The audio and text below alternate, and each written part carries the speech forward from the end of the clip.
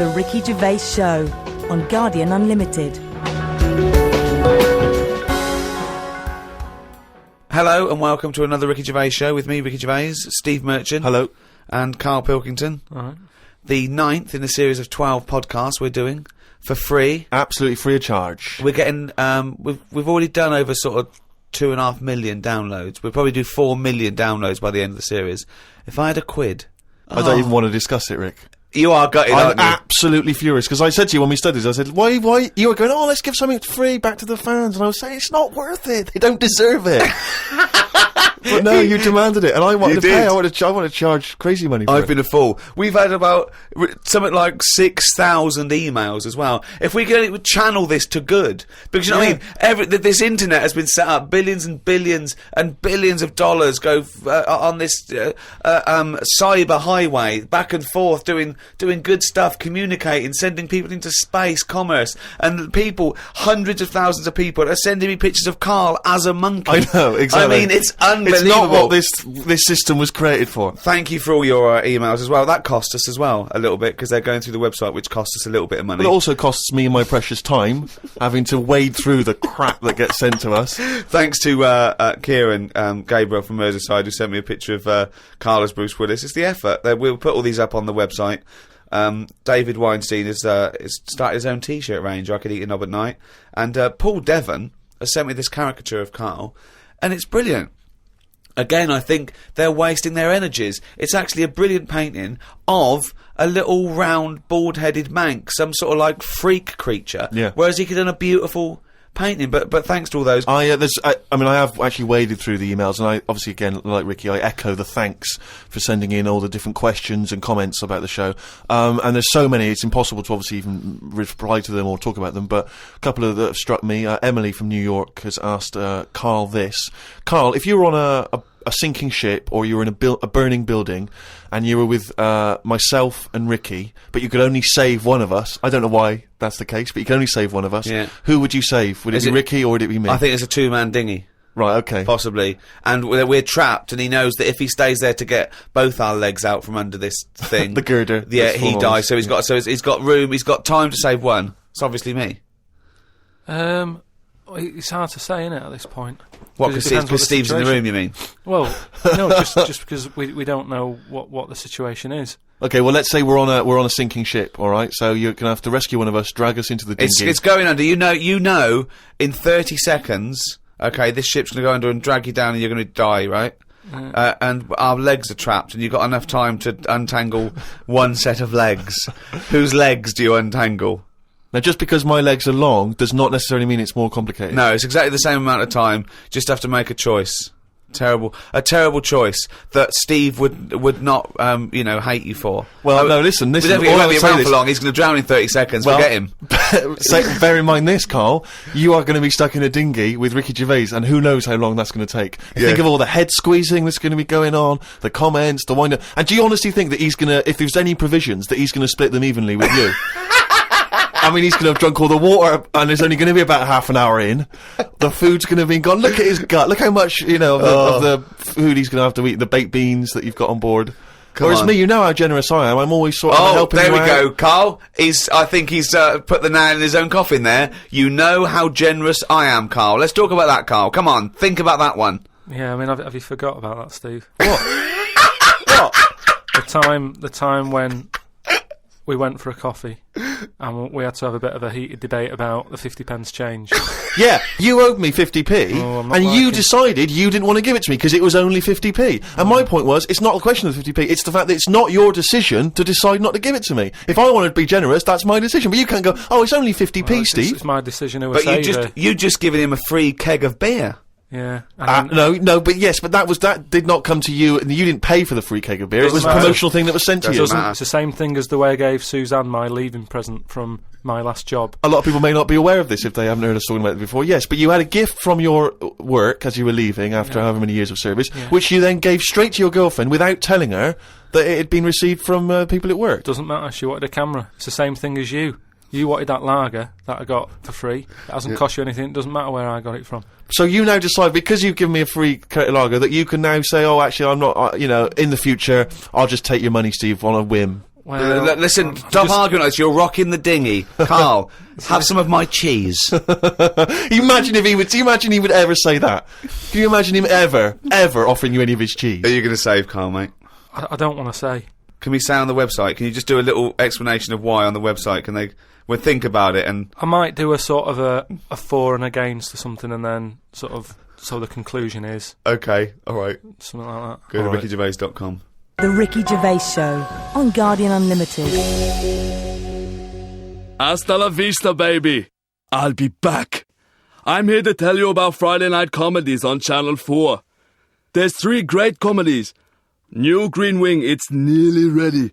My Name is Earl and The It Crowd. The great new comedy from creator of Father Ted.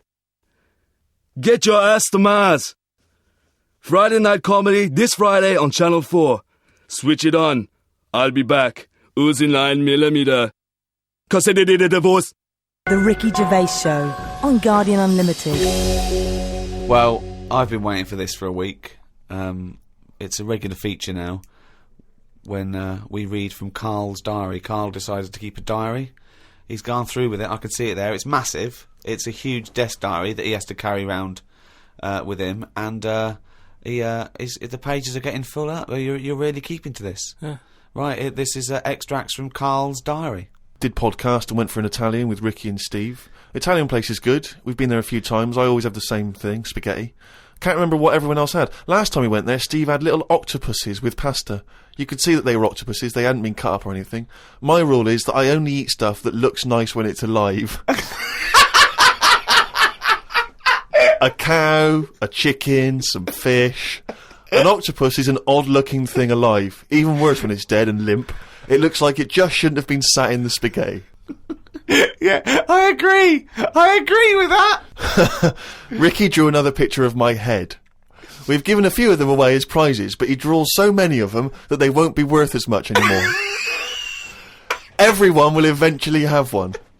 Like those pictures of a boy crying that caused houses to burn down in the 1980s. What does that mean? What are you talking about?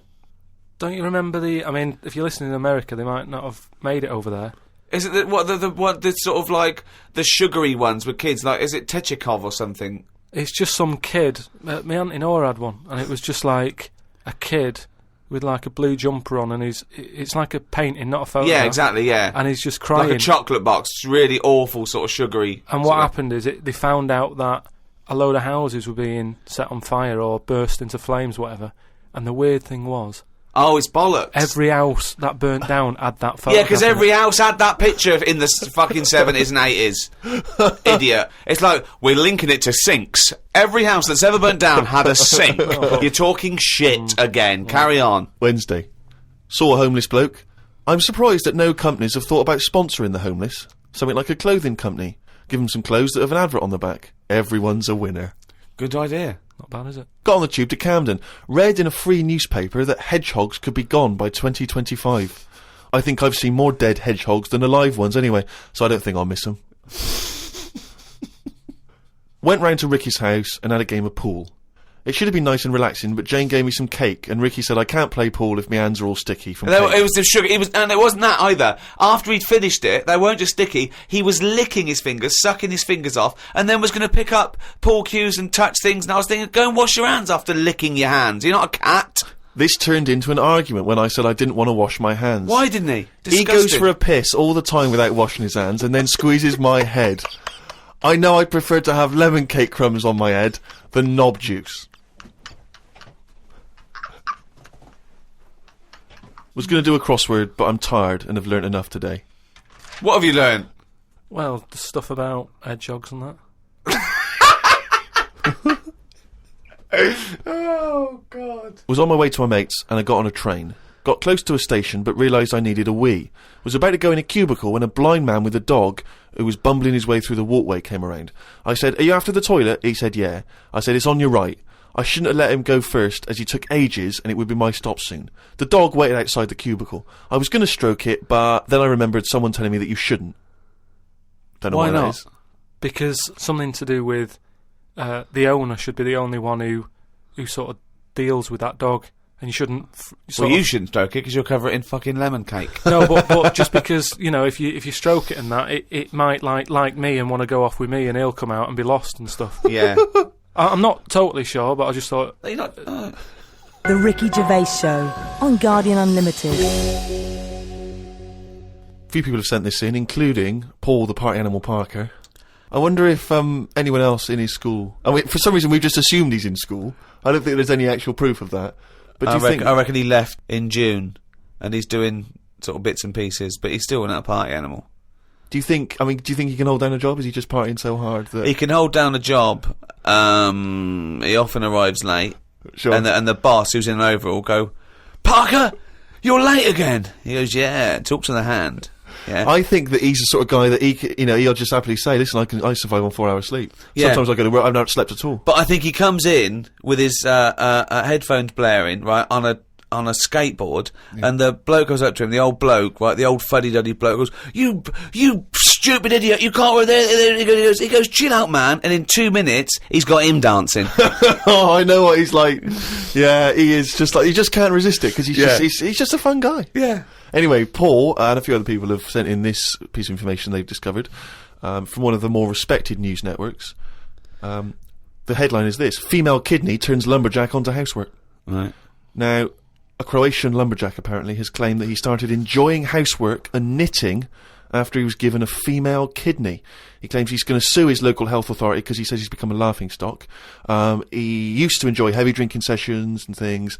The kidney transplant saved his life, but they never warned me about the side effects. I've developed a strange passion for female jobs, like ironing, sewing, washing dishes, sorting clothes in wardrobes, and even knitting. Well, if he likes it, what's the problem? It's nonsense. It's nonsense. Hold on, though. What makes me laugh is he's become a laughingstock. So what do you do when you become a laughingstock? Tell the newspapers. Well, yeah. Tell the newspapers about it, because then that'd keep it completely under wraps. Then. But it's the sort of medical nonsense that Karl would normally come out with. Absolutely. That you know, you take on the personality of the person who gave you their blood. Exactly. It's like those old horror stories, you know, you get given a murderer's hand, yeah, and you go around killing. But there can be certain medical things that would change the way you think and would change you as a person. Say, like how they can do face transplants now. Yeah. Right? I mean, I don't quite understand how this face transplants work, because do you get a choice of who you have? If you have something done to your face and you go, you know, it's burnt or whatever, or something happens to you and you need a face transplant. Well, if you totally changed your appearance, then you would eventually change because of how people reacted to you. Yeah, but if you gave yourself the head of an elephant, soon you wouldn't be yourself. But because I wouldn't have it. I wouldn't have that. That's what I'm saying. If they had a catalogue and they said, "Here's some faces you can have. Pick which one you want." Yeah. Would you be looked upon badly if you go, "Do you know what? I don't really like the look of any of them. Can I just wait for a better face?" Or at this moment in time, have you just got to take what's on offer? Karl, there's no one looking through catalogues at faces they might be able to have. No, they do now because of the face transplant thing. But who are these people putting their face up for? They wait till someone... Yeah, I know, but at some point... Well, I tell you what, I would not have a face transplant if I haven't seen the face before I'm going to have it. You have to... I want to see what I'm having. Because I could end up with anything. You mentioned elephant's head. What do you know what I mean? Whose head are they going to use? Is it the latest thing that's died? Oh, well, this got run over before. Yeah, I'll stick this on your head. But where has this come from? Where From are his these mind. people- Where are these faces queuing up to be popped on a skull? Where do you think they have got time to put all these... Maybe this is why it won't catch on. I don't know. This is extraordinary. You've created in your own head the existence of this pamphlet, and now you're defending it, even though we don't know it even exists. And you're this skull on a hospital bed going, "I'm not having that. I don't like the look of him. He looks a bit shifty. Oh, I don't like that. Oh, no." Can I ask this now? Let's say we'd passed away sadly in something terribly tragic. The nation's mourned. You know, it's terrible. It's like one of the great national disasters. But you... At the same time, you survived the accident, okay, but your face is hideously disfigured. You can take either Ricky's face or mine to have. I'm surprised you're asking this, though, Steve. I mean, it's just, it doesn't seem like any of them is like a great option. Oh, thanks. And this is what I'm saying about the catalogue. If those two were on offer, I might go, "Do you know what? Pop in again tomorrow. Bring in another booklet." The Ricky Gervais Show on Guardian Unlimited. This is from Anne-Marie Melvin in Amsterdam. She says that she loves the podcast. She listens with her 7-month-old baby. That cannot be a good idea. And she says this to you, Karl. If you had children, what is the most important lesson you'd want to teach them? I mean, in a way, if you sort of look after a kid too much, it doesn't learn that much. But if you let it learn by its mistakes, it'll probably grow up all right. But there are some mistakes you can't afford it to make to learn from. Yeah, driving a car the wrong way down a motorway. Testing if the fire really is hot.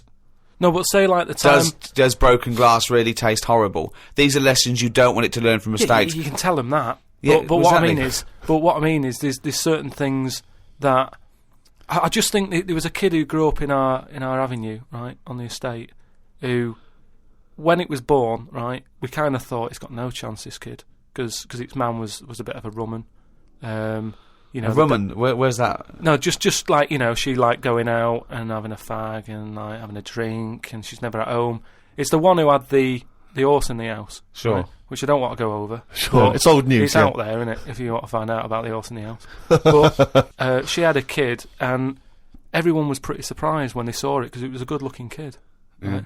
Which was a surprise, because, like, you know, the man wasn't that good-looking, the dad was a bit rough. But it came out, and she was showing it around the avenue, going, look at this I've had. And she was chuffed with it, because it's probably like one of the newest things she's ever had, because everything else was always sort of second down and what have you. But suddenly she's got this brand new little baby, right? Anyway, as it grew up, right, those looks went. Right. And I'm not talking getting old, I'm talking by the age of about 3. It looked rough already, right? And all that just happened because that's the life it was in, right? Yeah. So like it had like a patchy head. Its hair. It had a patchy head. A patchy head. It's just sort of. It wasn't a North American Indian. What do you mean, a patchy head? Just his hair was patchy. He used to chase sort of cars and stuff. Chase cars. Sorry. What do you mean? That's what he did for his. Sorry, did she let it get raised by wolves? No. but all I'm saying is that at the end of the day, what is it that makes a person? Do you know what I mean? Now, I don't know what state he's in now, but maybe he learnt all his mistakes by the age of 4. I'm guessing he's not chasing cars now, but at least he's done it. I'm guessing he is. Yeah. Do you know what I mean? At least he can go, yeah, I've been there, done that, and you don't go back to it, and you can get away with doing dafter things when you're a kid, can't you? I nearly killed a man once, right? Okay, right. That time when I was in Wales, and I was having a walk with my dad on the cliffs and that, Yeah. I just picked up a big rock, right? Chucked it off the edge, and as I chucked it off the edge, I noticed a fella was walking down below. Jeez. And I missed his head by, like, inches. Now, I've never chucked a rock off a bridge or, like, off a cliff or anything. And it only took one man to almost lose his life for you to learn that lesson. Yeah, but that's how you learn your lessons, isn't it? See, a lot of people would have said that maybe your dad should have said, "Wait, Karl, what are you doing?" No, but he didn't know I was doing it. I didn't say I'm going to chuck this off here. I just picked it up and chucked it. And, like, as I let go of it, I noticed a fella was down there. You live and you learn. That's a little mantra. Right? All right. You live Okay. and you learn. So the woman who's had the kid, sort of look after it, feed it, make sure it's got shoes and that, but let it roam about. That's great. There's the advice for you, Anne-Marie. I love that. Good luck. Just let your 7-month-old baby roam about.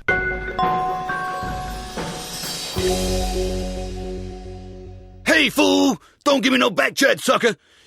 I ain't here to mess with you, I ain't getting in no plane. I'm here to tell you all about Friday night comedy on Channel 4.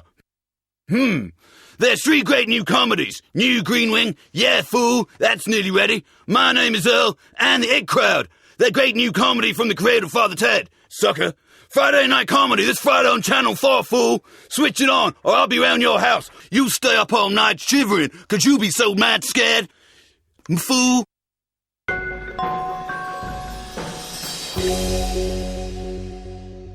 Karl, a lot of people are absolutely fascinated to find out how you met Suzanne, your girlfriend of how long?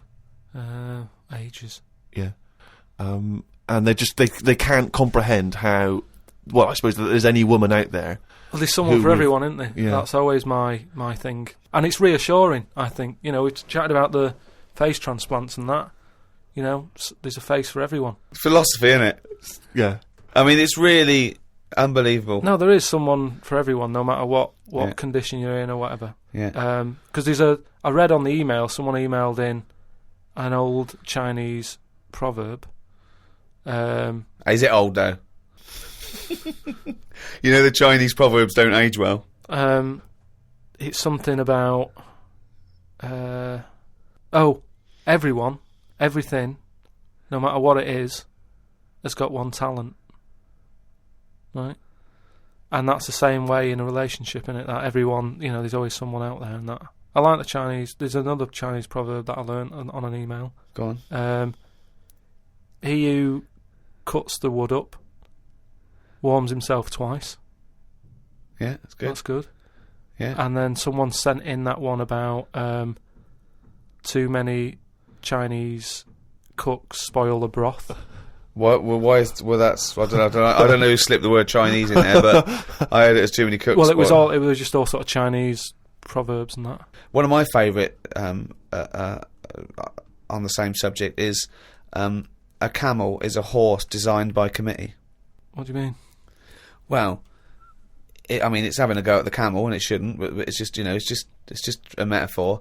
And if you wanted to design a horse and you had that vision, but you let 12 people in the room have their say, it wouldn't come out as you wanted it to do, and it wouldn't be as good. A vision is more perfect than committee, because everyone having their say, it becomes anodyne, it becomes compromised. Whereas the best things you can do is have an idea and have a vision and auteur that. Rick, can I just say now, I can tell from his look that he's thinking, which committee designed the camel? Well, I'd say, why would you request the ump bit? Because that's just going to get in the way, isn't it?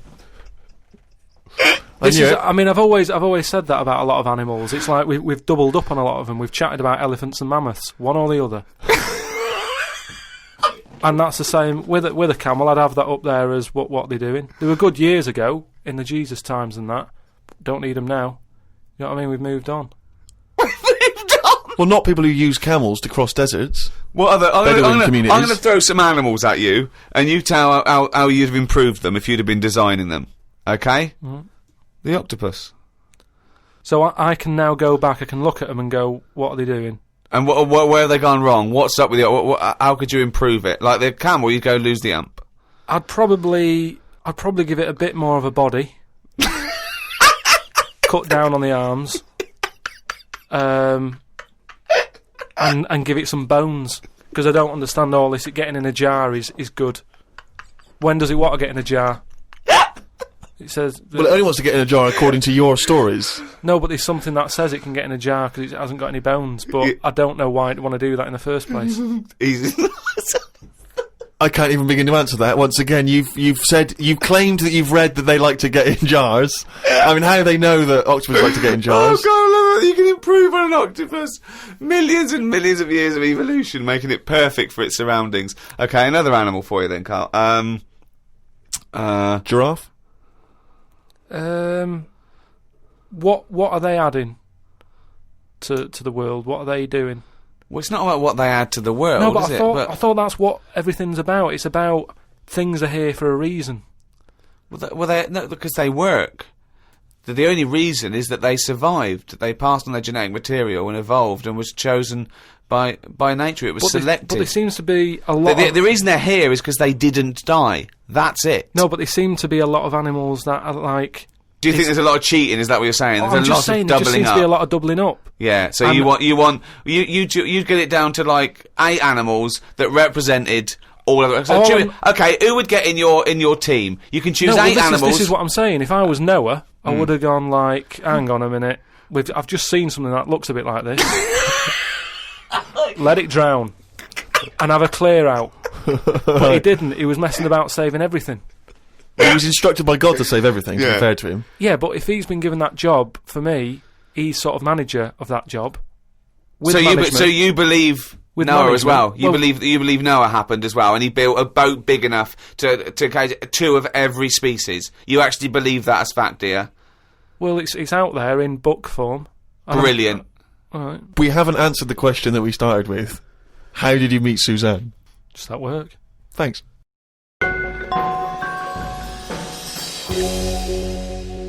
Oh, chimpanzee, that monkey music! There was this airline, and was having a lot of problems, and a lot What, of pilots too tall? Yeah, the cabin was so tiny. Only bananas were allowed in the cockpit for fuel. Anyway, there was a lot of strikes going on, right? Sure. Because I don't know what it was about. It was over money or whatever. Yes. And Well, get something that doesn't need money. but Well, But what else could you pay something in, well, Rick? I mean, peanuts. everyone would- So- okay, peanuts or fruit, yeah. so anyway, the boss of the airline, he had like one pilot who he could trust, right? And that was his son. Right. But the problem is with a lot of these planes, you need two pilots. Of course you do. And he's like, if only I had two sons. But he didn't. There's no point harping on about it. Right? Sure. He runs a airline. He runs an airline, yeah. But how many pilots are there? Because there must be loads. No, there's loads, but the problem is a lot of them are going on strike. Ah. And each week you can see that we're struggling here. But how can they? get? But if it was just the pilots that were striking, was it? Yeah, the pilots were striking, yeah. So that all the ground staff and luggage handlers and all that was okay in the cab. They were control? fine, it's just pilots Right. were not happy Pilots. with the deal and what have you. Yeah. Well, just close it down. No Anyway, way, you can't do that, no, Rick. I can't- Of course you It's can't. costing do him a that, it's just- fortune if he closes it down. Yeah, but what one plane's not going to make a difference in an airline, is it? No, it's all the It's all the planes. planes, mate. Yeah, I know exactly. So if he's only got one person he can trust, knock it on the head. No. What's the point? You've got to keep going. You can't just nip stuff in the bud like that. If you got a dream, keep it alive. I know, but not with one plane and your son. So anyway, I don't know. Well, but that's the least of his problems, Rick, because he's got his son who's a brilliant pilot. He's the only guy he can trust. But it takes two people to fly. Well, you the plane. can't fly it then. so the son, he's Hmm. flying the planes and that. He's getting worried for his dad because of his business. It's falling Sure. apart. He's like, anyway, listen. Well, one plane won't make any difference. Don't worry about it. We've found someone who you can work with. Okay. And he's like, but I get past the picket line because, they know I'm your son anyway and they'll leave me alone. But any other pilot, they're going to start giving him grief. They're tearing him to shreds, yeah. He said, don't worry about it. Unless he could swing over the heads of all the strikers. He said he's staying over near the sort of quarantine area where all the animals are kept Oh, and yeah, stuff. right, okay. They won't be looking in there. They won't bother. No. So he's like, all right. But there's no animal that could be a co-pilot, that's why. I'll see you. He'll meet up with you in the cockpit. He'll be out in the cockpit, yeah, sure. So anyway, he gets in there. He meets them. At first, a little bit of a shock who he's going to be working with, but Why? he's thinking, as long as I can keep my dad's business alive, I can Not with keep one a job. plane. Not So, with one plane. Anyway, what happens is the strike's going on. He's flying. He's Yeah. got his mate with him flying, helping out. Who's his mate? What's his The mate's flights, name? the flights are brilliant, right? Everybody's loving them. They can't believe how smooth they are. Sure. The shares are going through the roof. Everybody's like wanting to Because fly. this one plane they've got. That wouldn't make any difference. Everyone's saying, it's only a small plane, but it's worth getting on there. And if it's you a can. small plane as because well. it's a great Oh, experience. Gone under, I'd have thought. There's So no way anyway- they can keep that alive. Apparently they can. So they're keeping Yeah. this plane up in the air and what have you, and everybody's booking the holidays. It's almost like the favourite bit of the holiday. They're loving the flights that much. Why? Because it's really good flights. Just I a don't great, just a great flight. understand what difference Apparently it's a great flight. it makes. It's I don't dynamite. So understand anyway, what difference it makes. Everyone's happy. Then one day, what happens is a little bit of a problem. Oh dear. You're not going to tell us that sort of co-pilot Coco he's not able to make it to work, is he? Well, what happened is one woman who was on the plane got a bit peckish, right? Right. And said to the air hostess woman, said, "I'm a little bit peckish. Have you got any sort of nibbles and that?" She went, "No, I got a sandwich." She said, "I don't really want a sandwich. You want something, like the usual stuff that planes give out, just like a bag of nuts or something." bag of What, nuts, are they not giving those out yet? So no, they don't give it for some reason. She was like, "Look, we've stopped giving out the nuts. We can get you a That's sandwich." strange, And the woman's yeah. like, "I don't want a sandwich. I just want some nuts." Do you Yeah, know what I mean? yeah, A sandwich is quite a big meal and what have you. I just want some nibbles, some nuts. Well, that's not available. So I Done. can't, End can't, of story. Can't get your nuts. She said, "Well, why aren't there any nuts?" She said, "Well, the airlines had problems and stuff, and maybe that was one of the cutbacks. We've never took the nuts back on." Right? Yeah, sure. So she wouldn't just leave it. She wanted the nuts, right? She's having a lovely flight and everything. She said, "I cannot complain about the flight. The No, flight sure. is brilliant. Yeah. Whoever's up there flying this plane is doing a She's dynamite doing a job. great job, but I need some nuts." Right. Anyway, so the woman There said aren't any. there aren't Very any nuts. demanding woman. There aren't any. It's a very demanding woman. There aren't any. Look, she's paid big money, right? She's probably in first class. She wants nuts. She's going to get Nah, nuts. there aren't any. Leave it. If she has to force her way into the cabin to get nuts, she's going to get Well, nuts. she can't go there because she will be shot. Because So- with security problems and that, there's no way she could ever go to the cockpit. That would never happen. So she said, "Well, you're saying there aren't any nuts." She said, "But earlier I saw you put a tray outside the cockpit, right? It had a sandwich on it, 2 Cokes and 2 bags of nuts." Right. She said, "So you're saying there aren't any, but the pilot's getting Well, them." aren't they now? That was the last 2 packets. Done. No. So Let's go home. So she's going, you can't have any. No. We know, She goes- we understand now there's a dispute over So nuts. she said, well, I'll go and have a word with the pilot myself because you only put them out there a few minutes ago. You can't have eaten You them can't. yet. I want You- some. you I'm cannot going go- over. no, no. I know this is it. This Yeah. is. She was saying you cannot go over. She's going, No. listen, Yeah. I'm going to go over because No, I feel no, like you I'm being can't. lied to. No, you can't. So she goes, starts, No, and, there's and no the way. pilot can Well, they hear all can't get this in anyway. chat about the nuts and what have you, and he's thinking, what's going on out there? Yeah. He opens the door. Right? Yeah. She gets a glance in. Little monkey sat there with headphones. Fucking bollocks.